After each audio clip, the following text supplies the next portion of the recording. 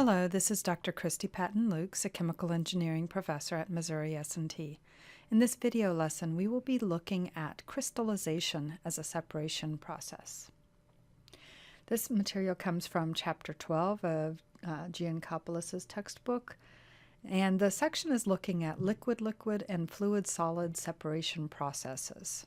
We are in Section 1211, Introduction and Equipment for Crystallization. So crystallization is a solid-liquid purification process that is driven by heat transfer. So that makes it a little bit similar to, say, our drying or our evaporation processes we had looked at earlier. It is used in some organic processes, but it's used in most inorganic processes where you are producing powdered solids. And the key to making it work is that you keep conditions in the crystallizer such that the impurities don't precipitate out with the desired product. So to understand this, we need to look at solubility diagrams. So a solubility diagram is the key equilibrium tool used for understanding solid-liquid phase equilibrium. Now this is a fairly simple system where we're looking at a mixture of CHCl3 with CCl4. In this system, it is a liquid at higher temperatures, but as you cool, you begin to form solids. So if you are over in this region and you cool, as you form solids, what's going to happen is you'll still have a liquid of a stronger and stronger composition that is in equilibrium with a solid that is pure CHCl3. Or if you're over in this region, you'll form a solid that is pure CCl4 in equilibrium with a liquid of this composition. Where these two curves come together is the eutectic point. Now the eutectic point is the lowest temperature that will produce separate crystals. Depending on the composition, you will either get pure CHCl3 or pure CCl4. If you go below this temperature, you will get solids.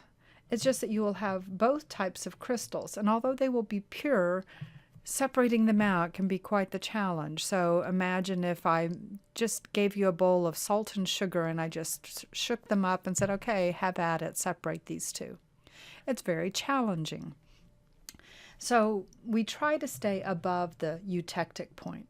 Now be aware that solubility diagrams can be much more complicated than this, but this is enough to get you the idea of what's going on. Now you've probably done crystallization processes at home. The most common one that I've done with my children is dissolving sugar into boiling water, and you just keep adding sugar one spoonful at a time until you get to that last spoonful that doesn't dissolve. Now you take this mixture, and as you start cooling it, you have a supersaturated solution. There is actually more sugar dissolved in there than the liquid can hold if it's at equilibrium. There are a few undissolved crystals in there, and those form nucleation sites. As the mixture cools, those undissolved crystals, which are our nucleation sites, will seem to grow, and you'll have crystals that form and grow larger and larger over time. When you're doing this in industry, you do need that high solute concentration in the mother liquor. That's the liquid that you're using. With rapid cooling, and then we usually throw some seed crystals in there to begin this nucleation. Now there are several ways you can achieve supersaturation, and one is what I did at home with my children, is just cooling the solution. But you also can evaporate solvent, or you can drown the solid A in a non-solvent, which will decrease the solubility of A in the solvent. You can also use chemical reactions that will decrease the solubility of A in the solvent. Next, let's look at equipment. So tank crystallizers are the easiest. This is more or less what I used at home. But basically you create the solution and you allow it to cool in open tanks. Eventually, the mother liquor is drained and all the crystals that form are collected. And you can add cooling coils, and you can agitate it or not agitate it to keep crystal size what you want. The operating costs for this are actually extremely high. You don't notice this when you're making rock candy at home because you're making such a small batch. We also have scraped surface crystallizers. Here, the outside surface is going to be jacketed with cooling coils, and then an agitator blade comes through and scrapes the surface of the crystallizer wall so that as crystals form, they're going to be removed from the wall where they are tending to form. That becomes your nucleation site, is the wall. We can also have forced circulation liquid evaporator crystallizers. Here, the liquid circulates through the tube side of a steam heater and then into the vapor space of the crystallizer section. So we have here our steam heater, and then we have the crystallizer section over here.